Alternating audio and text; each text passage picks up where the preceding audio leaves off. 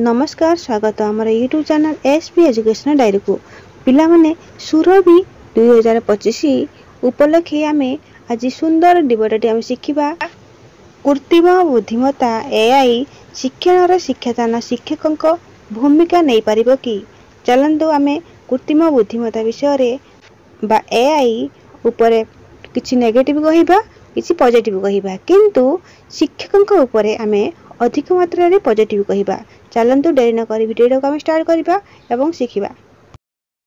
सम्माननीय सभापति महोदय, पूज्य गुरुजी गुरुमा वृंद, एठारे उपस्थित मंचासीन अतिथिगण एवं विचारक मंडली वो मोर सहपाठी और सहपाठिनी एवं मोर प्रतियोगी भाई भौणी माने आज सुरभि 2025 कार्यक्रम गुरुत्वपूर्ण वितरकटी हेउछि कृत्रिम बुद्धिमत्तार शिक्षणर शिक्षादान शिक्षकों भूमिका नहीं पारिबो कि। मु प्रथमे कहिबी कृत्रिम बुद्धिमत्ता एआई कौन। यह हेउछि एक मेसिन। यह 1950 मसीहार अमेरिका रे वैज्ञानिक जॉन मकार्थे उद्भावन करथिले। ताहा MIT लैब रे गवेषणा कराइथिला। 1995 मसीहा ठारू आम भारत वर्ष रे चालू अछि।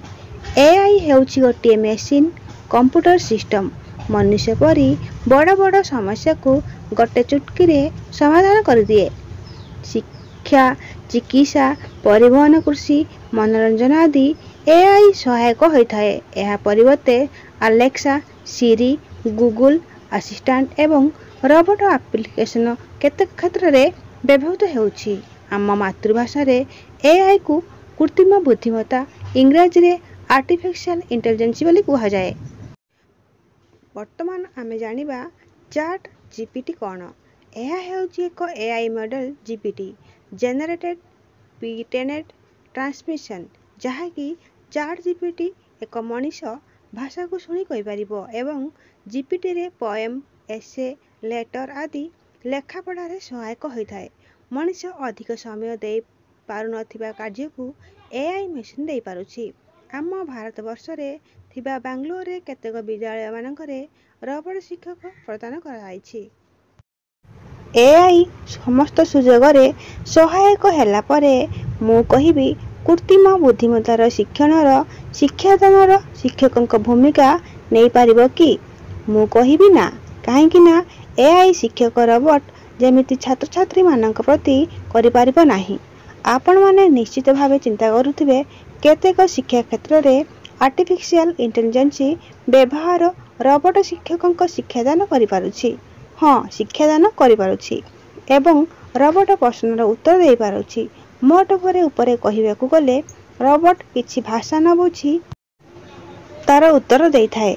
जेतेबेले शिक्षक श्रेणी कोठरी रे शिक्षादान करिथांती पिलार केउ विषय दुर्बल तार स्मरण शक्ति केते मात्रा रे विकसित दक्षता हेउछि सेतिप्रति ध्यान एवं स्पर्श आवेग स्नेह पितामाता रूपी शिक्षक शिक्षयित्री जगह एक रोबोटिया मानव नहीं पारिबो नाही। शिक्षा क्षेत्र रे शिक्षक हेउछंती सृष्टिकर्ता, मार्गदर्शक, पालनकर्ता एवं संगारकर्ता मध्य। शिक्षक हेउछंती छात्र छात्री मानकर भल जणे बंधु, दार्शनिक आउ मध्य सहयोगी होइथांती। एपरि कष्टसाध्य एआई करि पारिबो नाही। श्रेणी कोठरी रे शिक्षक जेतेबेले शिक्षादान करिथांती विषय वस्तु उपरे demonstration, collaborating, critical thinking, indoor activity, good communication आदि विभिन्न प्रकार उपस्थापना करिबा एआई करि पारिबो नाही। कृत्रिम बुद्धिमत्ता एआई रे काम जदि करिबा अधिक खर्च पड़ चलिबो। एआई उपरे आगामी भविष्य पई रहिले ताहा पई अर्थ वार्धक्य साजी पारे एवं एआई उपरे काम कले मनुष्य आलस्य होइजिबो। मु निर्विशेष रे किंचित मात्रा रे कहि रखुची कृत्रिम बुद्धिमत्ता चिरस्थायी नुह। शिक्षकों शिक्षादान रे तुलनीय हो पारिबो नाही। मु मोर एति कहि मोर वक्तव्य समाप्त करुची। वंदे उत्कल जननी। आशा करुची पिला माने ए वीडियो आपन को भल लागिथिबो। ए वीडियो को गोटे छोटिया लाइक सब्सक्राइब शेयर करिवो आ चैनल रे नुआ थिले सब्सक्राइब करदबो।